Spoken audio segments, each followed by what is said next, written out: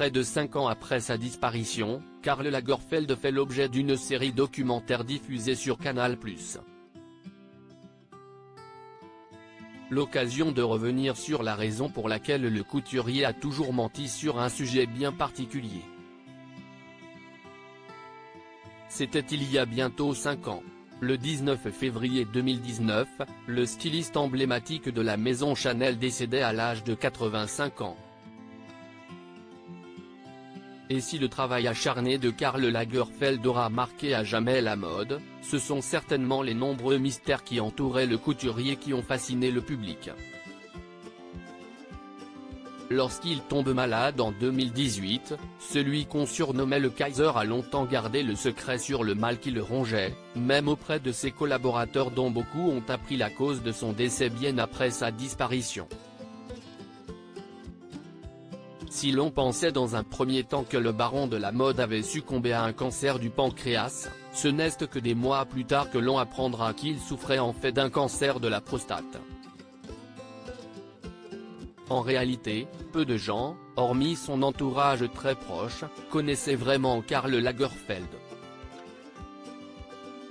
Il faut dire que le couturier contrôlait d'une main de fer son image et entretenait avec brio sa personnalité médiatique. A commencer d'ailleurs par son âge sur lequel il a très longtemps menti. J'avais honte dans la biographie qui lui est consacrée, Paradise Now, sortie en février dernier. Son ami William Middleton revient sur la raison bien précise pour laquelle Karl Lagerfeld a toujours menti sur son âge.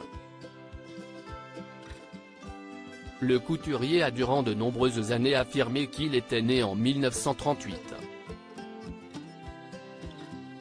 Or, en réalité, il est né à Hambourg, en Allemagne, en 1933. L'année même où Hitler a pris le pouvoir et instauré son régime totalitaire. Comme le relate William Middleton dans son livre, Karl Lagerfeld aurait exprimé sa honte d'avoir vu le jour à cette époque terrible de l'histoire. J'avais honte. J'avais honte d'être né la même année que celle qu'avait choisie Hitler pour commencer sa politique antisémite en Allemagne en tuant les Juifs. Et je ne voulais pas avoir quelque lien que ce soit avec cette année-là. Ainsi, le couturier aurait simplement changé le chiffre 3 par un 8 sur ses papiers d'identité. Pas question donc pour la figure emblématique de Chanel de paraître plus jeune, mais une volonté tenace de ne pas être associé à l'une des périodes les plus sombres de notre histoire. Diaporama. Voir les photos de Karl Lagerfeld.